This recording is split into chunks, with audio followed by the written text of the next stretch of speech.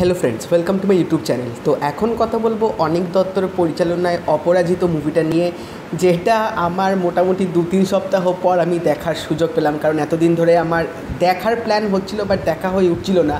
তো নেভারদিলেস বইটা আমি ফাইনালি দেখলাম, এবং এই ফিল্মটা নিয়ে যে এত চর্চা চারিদিকে হচ্ছে, এত যে আমি চারিদিকে প্রশংসা দেখতে পাচ্ছিলাম, তো সেটার পর একটা অবভিয়াসলি আমার কিউরিওসিটি ছিল যে মুভিটা কীরকম হয়েছে। কারণ পথের পাঁচালীর যে মেকিংটা, সেই মেকিংটাই কিন্তু ফিল্মটার মধ্যে রাখা হয়েছে, যে পথের পাঁচালী বানানোর সময় তখনকার স্ট্রাগলটা কীরকম হয়েছিল, তখনকার সিনগুলো কীরকমভাবে বানানো হতো, তো সেই জিনিসগুলো কিন্তু এই ফিল্মটার মধ্যে রাখা হয়েছে। তো এই ফিল্মটার মধ্যে যে নামগুলো রাখা হয়েছে না, নামগুলো কিন্তু একদম চেঞ্জ করা হয়েছে। যেরকম এখানে অপরাজিত রায় রাখা হয়েছে, এবং পথের পদাবলী রাখা হয়েছে, অপু দুর্গার ক্যারেক্টারটা মানিক আর উমা রাখা হয়েছে, এবং আমরা জানি সত্যজিৎ রায় সুকুমার রায়ের ছেলে, তো সুকুমার রায়ের নামটা কিন্তু এখানে শ্রীকুমার রায় এখানে বলা হচ্ছিল। তো নামগুলো কিন্তু চেঞ্জ করা হয়েছে, বাট নিঃসন্দেহে এটা প্রত্যেকটা বাঙালি তোমরা দেখলেই অবভিয়াসলি বুঝতে পেরে যাবে যে এটা পথের পাঁচালীরই কিন্তু মানে সেই মেকিংটা অবলম্বনেই কিন্তু ফিল্মটা করা হয়েছে। তো আমরা কিন্তু জানতাম যে সত্যজিৎ রায় যে সিনেমাগুলো বানান, সেগুলো কিন্তু তিনি খুব রিয়ালিস্টিক অ্যাপ্রোচ রাখেন। মানে যখন বৃষ্টি হচ্ছে, সেই বৃষ্টির মরশুমে তিনি শুটিংটা করছেন। তো এরকম গল্প কিন্তু আমরা অনেক শুনে এসেছি, বাট তখনকার সময় জিনিসটা অ্যাকচুয়ালি কী করে ইম্প্রোভাইজ হতো, কী করে পুরো ব্যাপারগুলো এক্সিকিউট হতো, সেগুলো কিন্তু আমরা জানতাম না। যেই জিনিসটা কিন্তু এই ফিল্মটার দ্বারা আমি জানতে পেরেছি, এবং সচক্ষে যখন সিনগুলো দেখছিলাম একটা আলাদা কিন্তু গা কাটা দিচ্ছিল যে একটা মানুষের এরকম ভিজুয়ালাইজেশন, এরকম মানে তিনি যে চিন্তাধারাগুলো রেখেছিলেন, সেগুলো কিন্তু সত্যি মানে প্রশংসা করলেও খুব ব্যাপারটা কম হবে। এবং এই ফিল্মটার মধ্যে পথের পাঁচালীর কিছু আইকনিক সিনগুলোরই মেকিংগুলো দেখানো হয়েছে, যে কী করে সেই সিনগুলো শ্যুট করা হয়েছিল। যেরকম এখানে মানে মানিককে যখন কাশবনে তাকে মানে যখন এদিক ওদিক করে তাকাতে বলছে এখানে অপরাজিত রায়, মানিক তখন ঠিক করে সিনটা ইউটিলাইজ করতে পারছে না, তখন চারিদিক থেকে তাকে যখন নাম নিয়ে ডাকছিল, সে তখন সেই ডাকে সাড়া দিচ্ছিল, সেরকম করে শর্টে ইম্প্রোভাইজ হলো।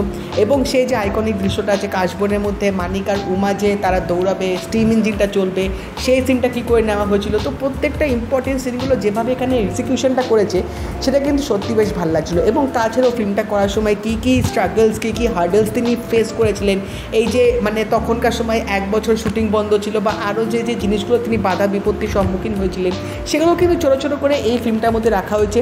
তো ওভারঅল পুরো জার্নিটা কিন্তু সত্যি আমার দেখতে বেশ ভালো লাগছিলো, এবং মাঝে মধ্যে আমার সত্যি মনে হচ্ছিলো যে আমি স্বয়ং সত্যজিৎ রায়কেই দেখছি। কারণ এখানে জিতু কামাল যেরকম তিনি অভিনয়টা করেছেন, এবং সত্যি তাকে দেখতে এরকমই লাগছিলো যে মাঝে মধ্যে তোমাদের সেটাই মনে হবে যে তোমরা হয়তো সত্যি সত্যজিৎ রায়কে সামনে থেকে দেখছো। কারণ সেই ম্যানারিজম, সেই কথা বলার ভঙ্গি, এবং সেরকম আদব কায়দা দিয়ে তিনি কাজকর্ম করছেন, তিনি সেরকমভাবে হাঁটছেন, তো সেই ব্যাপারগুলো কিন্তু একদম তিনি হুবহু ভালো করে তুলে ধরেছেন। এবং তাছাড়াও বাকি যে কোঅ্যাক্টার্সগুলো ছিল, তাদেরও কিন্তু অভিনয়টা সত্যিই বেশ ভালো লেগেছে। এবং এখানে যে কিছু কিছু ইনোভেশনস তৈরি হয়েছিল, যেরকম লাইটিংয়ের ক্ষেত্রে অনেক কিছু আমরা নতুন ইনোভেশনস দেখতে পেয়েছিলাম এই পথের পাঁচালী মুভিটার দ্বারা, সেগুলো কিন্তু ভালো করে এই ফিল্মটার মধ্যে তুলে ধরা হয়েছিল। তো ওভারঅল বলতে গেলে এই ফিল্মটা যখনই তোমরা দেখবে, তোমাদের মধ্যে কিন্তু একটা নস্টালজিয়া কাম করবে, কারণ তোমরা সবাই পথের পাঁচালী দেখেছো। এবং এই মুভিটার মধ্যে যখন ওই পথের পাঁচালী সিনগুলো হচ্ছে, এবং ব্যাকগ্রাউন্ডে যখন ওই মিউজিকটা হচ্ছে, তোমাদের সত্যি কিন্তু গা কাটা দেবে, গা কাটা দিতে বাধ্য, এবং তোমরা কিন্তু বেশ ইমোশনাল হয়ে পড়বে এই সিনগুলো দেখার সময়। তো সত্যি কথা বলতে গেলে অনিক দত্ত এই সিনেমাটা মানে যেভাবে তিনি মেকিংটা করেছে, সেটা কিন্তু সত্যি প্রশংসার প্রাপ্য। কারণ ব্ল্যাক অ্যান্ড হোয়াইট স্ক্রিনে তিনি পুরো পর্দাতে যেভাবে তুলে ধরেছেন, মানে সত্যি আমার মনে হচ্ছিলো যে আমি হয়তো পথের পাঁচালীরই বিহাইন্ড দ্য সিন এরকম কোনো ভিডিও দেখছি, এরকমভাবে একটা এক্সিকিউশনটা করা হচ্ছে, সেটা কিন্তু সত্যি আমার বেশ দারুণ লেগেছে।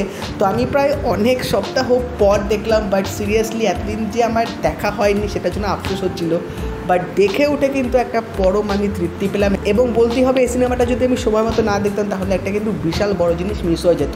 তো তোমরা যদি এখন অবধি অপরাজিত মুভিটা না দেখে থাকো, আমি তোমাদের অবশ্যই সাজেশান দেবো, এতদিন ওয়েট না করে থেকে এবার সিরিয়াসলি যাও গিয়ে ফিল্মটা দেখো, একটা আলাদা কিন্তু তোমাদের এক্সপিরিয়েন্স হবে। এবং যারা দেখে থেকেছো আমাকে অবশ্যই জানিও তোমাদের কেমন লাগলো, এবং যদি এই ভিডিওটা ভালো লেগে থাকে লাইক করে দিও, শেয়ার করে দিও, চ্যানেলটা কিন্তু অবশ্যই সাবস্ক্রাইব করে দেবে, নোটিফিকেশান বেলটাও কিন্তু অল করে দিও। তো দেখা হবে পরের ভিডিওতে, বাই।